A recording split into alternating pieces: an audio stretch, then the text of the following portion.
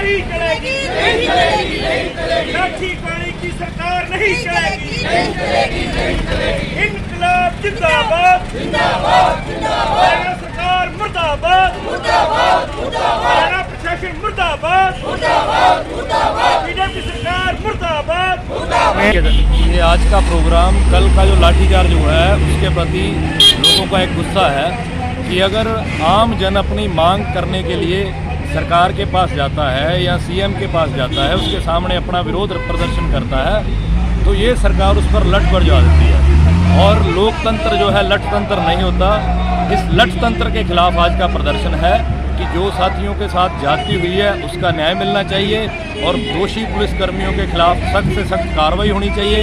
और हरियाणा सरकार को इस बात के लिए क्षमा मांगनी चाहिए आम जन से, क्योंकि लोकतंत्र लठतंत्र नहीं होता। लोकतंत्र में लोगों की आवाज़ सुननी पड़ती है। जिस प्रकार हरियाणा के सीएम या फिर डिप्टी सीएम की बात करें बिल्कुल, अगर बाई इलेक्शन के टाइम तक किसान आंदोलन का कुछ हल नहीं हुआ तो लोगों में इतना आक्रोश है। आप विश्वास कीजिए, ये लोग वोट मांगना तो दूर की बात, ये लोग गांव में इंटर नहीं कर पाएंगे।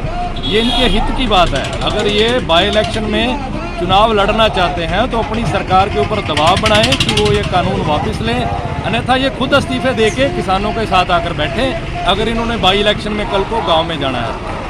उनकी बहुत अच्छी बात है जो उन्होंने कही, लेकिन वो खुद दो बातें करके उनका डबल स्टैंडर्ड झलक रहा था। वो कह रहे हैं कि अगर कोई किसान हितैषी खड़ा होता है या किसानों का नुमाइंदा खड़ा होता है तो मैं खुद वोट दूंगा। फिर कहीं ना कहीं वो ये मान रहे हैं कि किसानों की जो मांग है वो जायज़ है।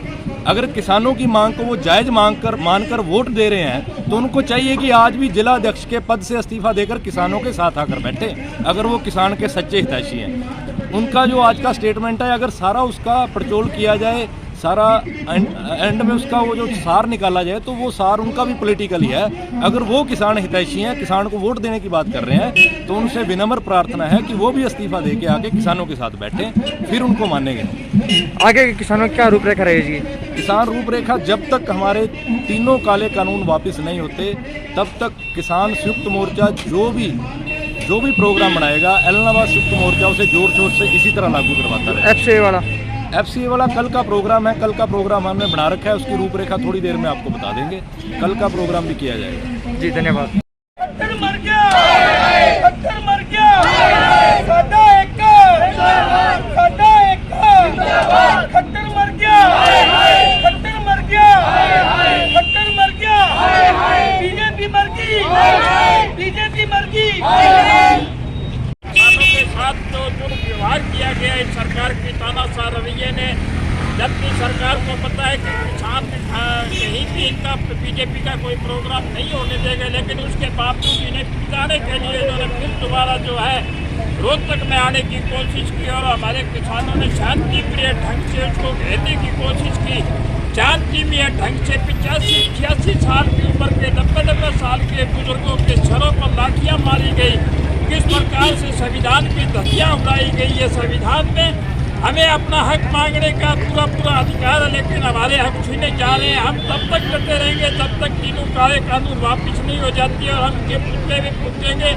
कल भी इसके प्रदर्शन में एक हमारा प्रोग्राम CI के सामने है, लेकिन जिस प्रकार की इन्होंने बर्बरता की इजहार से एक सोनाली फोगाट है जो ये कहती है कि मैं ये कहता हूँ कि उसको कम से कम बोलने से पहले अपनी मर्यादा तो समझनी चाहिए। एक लेडी जो होकर क्या भाषा बोल रही है, मैं उसको टिप्पणी नहीं करना चाहूँगा, क्योंकि इनकी तो मानसिकता ही ऐसी होगी, इनकी मानसिकता खराब हो चुकी है।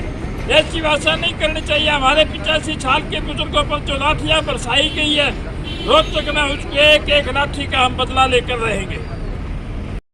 रोहतक के अंदर जो हमारे किसान भाइयों के ऊपर लाठीचार्ज इस भ्रष्ट निकम्मी और नपुंसक सरकार ने जो ये हरकत की है, उसके विरोध के अंदर आज हमारे सारे व्यापारी, किसान, कर्मचारी जो भी साथी हमारे साथ आए हैं, उसके विरोध में आज हम हरियाणा के मुख्यमंत्री मनोहर लाल खट्टर का पुतला फूंक के अपने विरोध का इजहार करेंगे। और आइंदा अगर हमारे किसानों के ऊपर किसी तरह का सरकार ने इस प्रकार का अत्याचार करने की कोशिश करी तो हम इससे ज़्यादा आंदोलन भी करेंगे। अगर हमें सड़कों भी रोकनी पड़ी, सड़कें भी रोकेंगे और पुरजोर विरोध करेंगे, क्योंकि हमारे किसान साथी जो है बड़े शांतिप्रिय ढंग से, हमारे जितने भी प्रोटेस्ट हुए हैं बड़े शांतिप्रिय ढंग से हुए हैं। और हम शांति का ये हमारा आंदोलन है जो प्रतीक है। हम अहिंसा जो के साथ हम ये कर रहे हैं, लेकिन सरकार इसको और रूप दे करके हमारे किसानों के ऊपर अत्याचार कर रही है। ये अत्याचार हम सहन नहीं करेंगे।